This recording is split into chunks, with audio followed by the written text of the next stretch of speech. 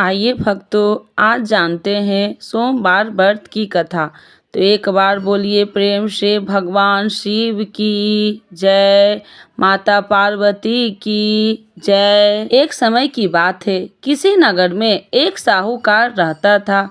उसके घर में धन की कोई कमी नहीं थी, लेकिन उसकी कोई संतान नहीं थी। इस कारण वह बहुत दुखी था। पुत्र प्राप्ति के लिए वह प्रत्येक सोमवार को व्रत रखता और पूरी श्रद्धा के साथ शिव मंदिर जाकर भगवान शिव और माता पार्वती जी की पूजा करता था। उसकी भक्ति देखकर एक दिन माँ पार्वती प्रसन्न हो गई और भगवान शिव से उस साहूकार की मनोकामना पूर्ण करने का आग्रह किया। पार्वती जी की इच्छा सुनकर भगवान शिव ने कहा कि हे पार्वती, इस संसार में हर प्राणी को उसके कर्मों का फल मिलता है और जिसके भाग्य में जो हो उसे भोगना ही पड़ता है।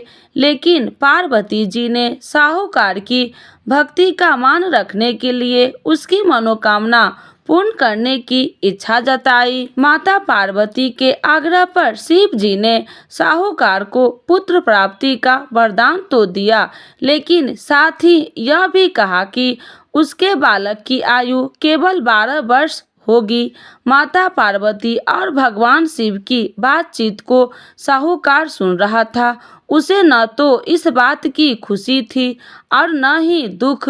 वह पहले की भांति शिव जी की पूजा करता रहा। कुछ समय के बाद साहूकार के घर एक पुत्र का जन्म हुआ। वह बालक 11 वर्ष का हुआ तो उसे पढ़ने के लिए काशी भेज दिया गया।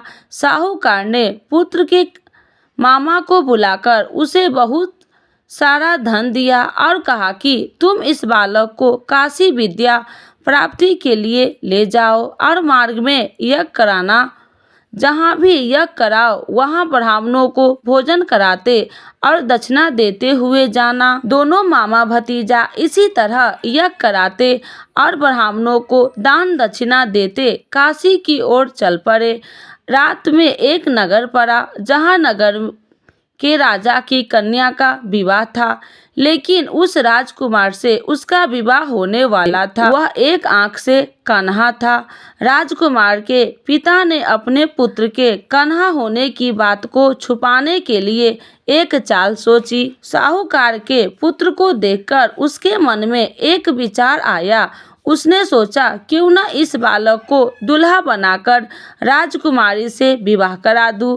विवाह के बाद इसको धन देकर विदा कर दूंगा और राजकुमारी को अपने घर जाऊंगा। लड़के को दूल्हे के वस्त्र पहनाकर राजकुमारी से विवाह कर दिया। लेकिन साहूकार का पुत्र ईमानदार था। उसे यह बात अन्याय संगत नहीं लगी। उसने अवसर पाकर राजकुमारी की चुनरी के पल्ले पर लिखा कि तुम्हारा विवाह तो मेरे साथ हुआ है, लेकिन जिस राजकुमार के संग तुम्हें भेजा जाएगा वह एक आंख से कन्हा है।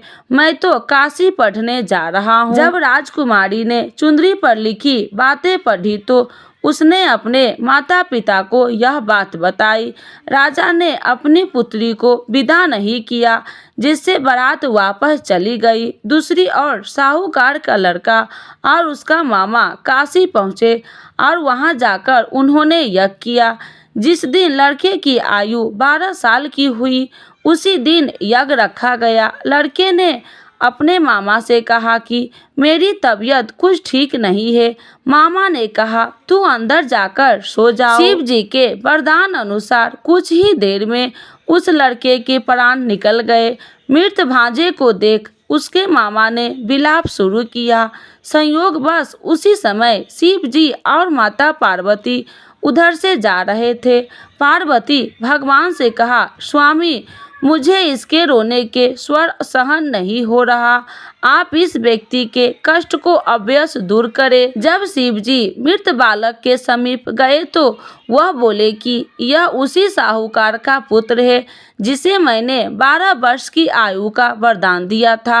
अब इसकी आयु पूरी हो चुकी है, लेकिन मातृभाव से विभोर माता पार्वती ने कहा कि हे महादेव, आप इस बालक को और आयु देने की कृपा करें, अन्यथा इसके वियोग से इसके माता पिता भी तड़प तड़प कर मर जाएंगे। माता पार्वती के आग्रह पर भगवान शिव ने उस लड़के को जीवित होने का वरदान दिया। शिव जी की कृपा से वह लड़का जीवित हो गया। शिक्षा समाप्त करके लड़का मामा के साथ अपने नगर की ओर चल दिया। दोनों चलते हुए उसी नगर में पहुंचा जहां उसका विवाह हुआ था। उस नगर में भी उन्होंने यज्ञ का आयोजन किया। उस लड़के के ससुर ने उसे पहचान लिया और महल में ले जाकर उसकी खातिरदारी की और अपनी पुत्री को विदा किया। इधर साहूकार और उसकी पत्नी भूखे प्यासे रहकर बेटे की प्रतीक्षा कर रहे थे। उन्होंने प्रण कर रखा था कि यदि उन्हें अपने बेटे की मृत्यु का समाचार मिला तो वह भी प्राण त्याग देंगे, परंतु अपने बेटे की जीवित होने का समाचार पाकर वह बेहद प्रसन्न हुई। उसी रात भगवान शिव ने व्यापारी के स्वप्न में आकर कहा, हे श्रेष्ठ, मैंने तेरे सोमवार के व्रत करने और व्रत कथा सुनने से प्रसन्न होकर तेरे पुत्र की लंबी आयु प्रदान की है। इसी प्रकार जो कोई सोमवार व्रत करता है या कथा सुनता है और पढ़ता है, उसके सभी दुख दूर होते हैं और समस्त मनोकामनाएं पूर्ण होते हैं। तो एक बार बोलिए प्रेम से शिव जी की जय, माता पार्वती की जय। आरती शिव जी की।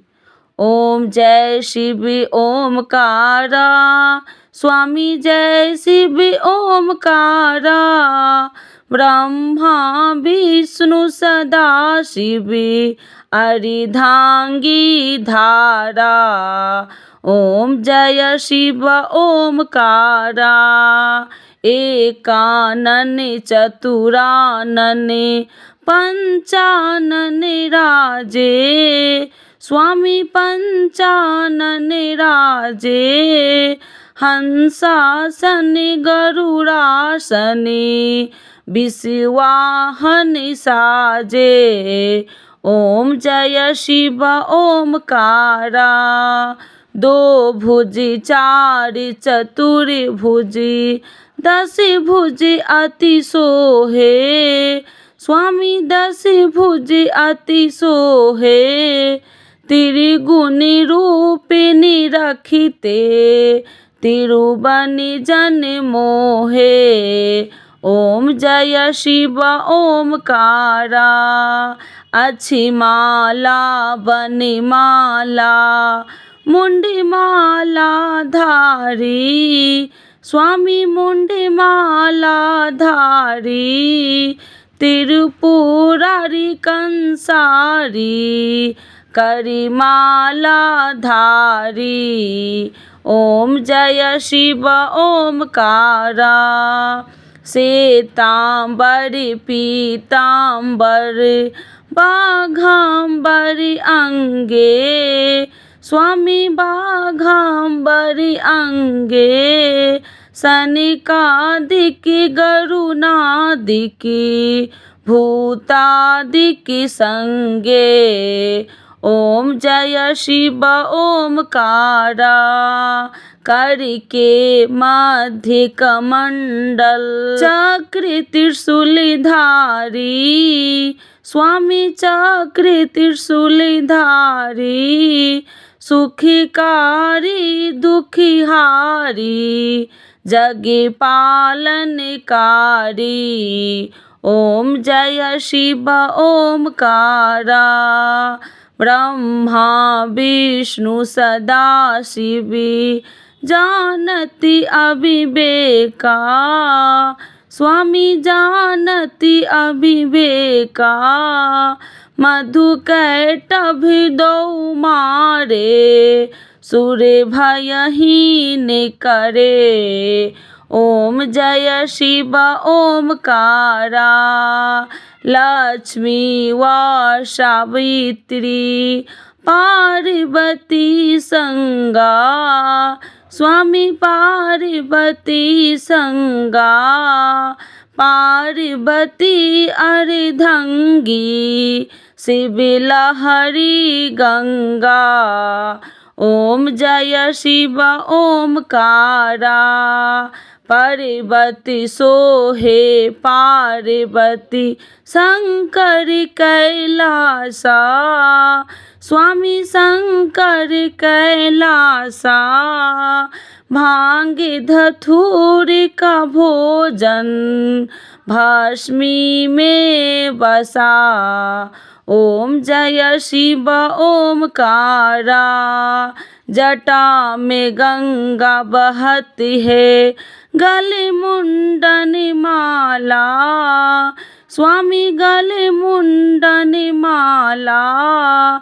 शेष नाग लिपटावती ओढ़त मृग छाला।